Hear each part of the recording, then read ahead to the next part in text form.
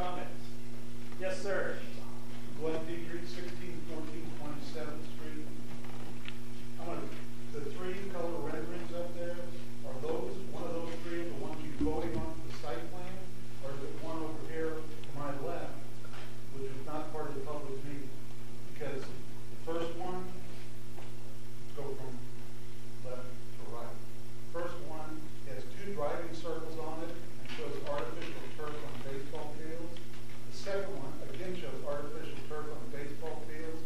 And the third one shows a soccer field. And it's really hard to hit a moving target when you're talking about this. And then you come down and there's brand new drawings that were not part of the public meeting. Thank you.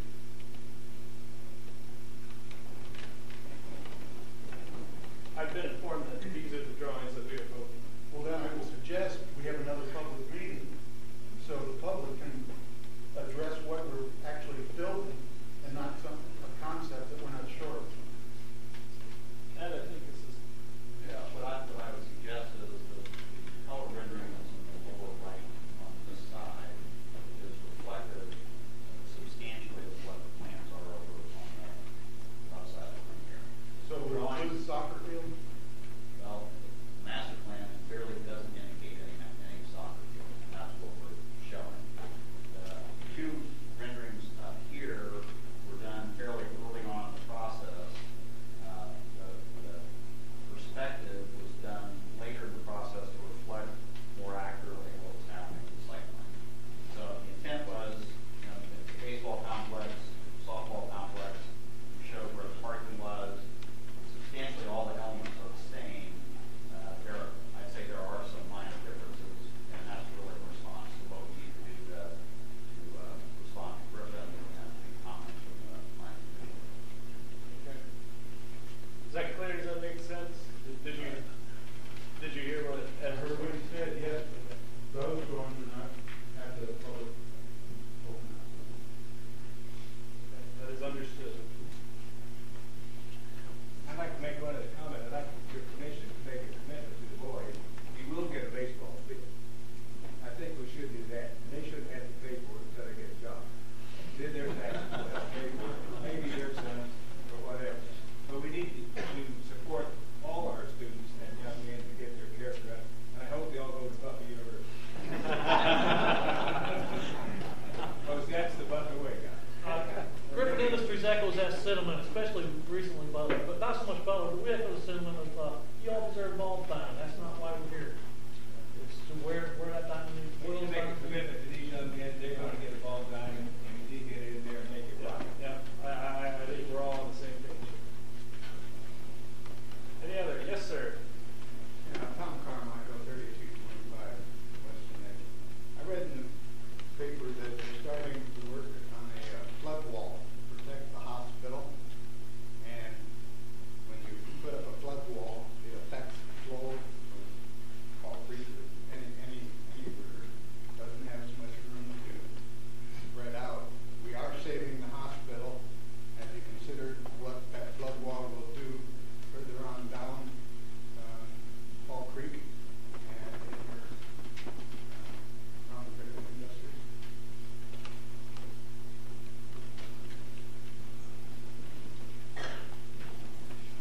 Tom,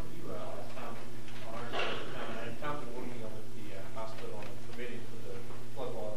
Let's point out, first of all, the flood wall was something that, as I recall, FEMA required the hospital to install as a condition of some of the disaster assistance that they've been receiving. But I guess, Tom, maybe consistent with some of the other discussions we had about floodplain and this project, maybe clarify if the flood wall is located in the floodway or the flood fringe, and then what the expected impact of that might be. The location of the flood wall is in the flood fringe. It's in a small portion of the flood fringe. It doesn't encroach far into it in that area. It's outside of the floodway. That area is about a 3-foot high wall. It's to protect it above the 100-year floodplain, and probably the area that the wall is more above the 100-year floodplain than below it. So it's not in anticipation if there's a flood, it's not going to, the water's not going to reach as high as the wall is because of making the wall level in certain spots. So the encroachment is just a portion of the property. It's in the area that could be filled as opposed to the flood wall. So what they're doing is a requirement of FEMA, and we've reviewed the plans. FEMA's reviewed it. We checked to make sure that it meets any DNR regulations and so forth. In any case, it's going to speed up the flow. I'm not a hydrologist, so I'm assuming FEMA and the people that reviewed that flood wall for the hospital took that into consideration.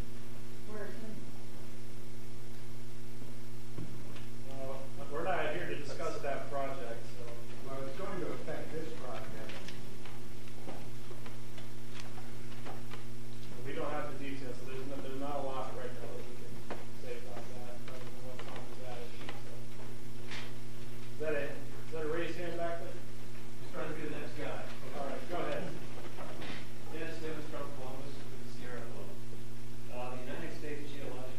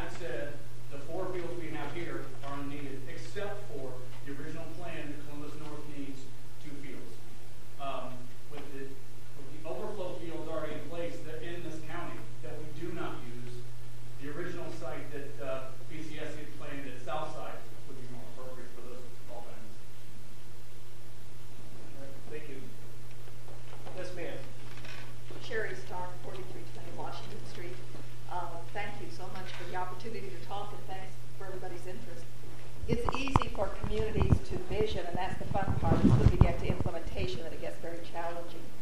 I'm not sure there would be any project that wouldn't have a number of things to consider, a number of issues to work through. I have confidence in the Redevelopment Commission, in the Plan Department, and in the city to make a good faith effort to meet everybody as closely as they can to the right middle ground. But I do speak in favor of this proposal. I encourage you to support it. The community has talked about it. The community has wanted it. I think as it gets closer and closer to specificity, it's easy for people to lift up details. And I respect those, but I encourage you not to allow a number of different details to stop the major decision that's before you. Yes. My name is Nolan Bingham. I live at 316 Sunset Drive, Columbus. First of all, I believe blue guys. I was raised at Columbus High School, unfortunately not Columbus North. And one of my activities was baseball. I love it. I'm with everybody who said that. That's fine. My concern is, I thought the gentleman from the Sierra Club made a significant point when he said you're filling that area in, and water will no longer be able to go in there. Okay, take a little bit of time to think about this. From the time that Columbus, Indiana was a settlement, and they used ferries to go across White River and take people back and forth, to today, what have we done? It may not be a written policy, but it in fact is a policy that we're filling in that 2-mile floodplain. We're filling it in. We've built a railroad bridge and a levee which actually travels along the side White River that railroad track sits on. So water cannot come from that direction into White River. We have built 2 highway bridges across that river. We continually block that up. We have allowed out near the hillsides going to Brown County, we've allowed commercial development to fill that in. Menards fill an enormous amount of ground out there, 5 or 6 feet above my truck level when you drive the old Car Hill Road. Just drive it and stop for a second and look at Walmart. It's at least 9 feet in the air, at least. They filled all of that. That is storage for water running away from Columbus. And finally, we built a road from the bridges toward Brown County. That road has been improved because of progress over time to the point where the south lane, the last time, was built high enough so that road won't close in the springtime. Whether it's a written policy or not, we're filling in a 2-mile stretch of area where water at one point was free people away from our community. We're allowing White River